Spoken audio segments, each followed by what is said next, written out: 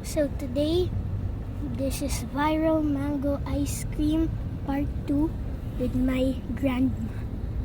So this is the new lemon flavor, and my grandma, of course, got the basic mango. Okay, so we're gonna open it now. I'll just pause it. So we pop the ice cream, and it's time to eat. Okay, thank you.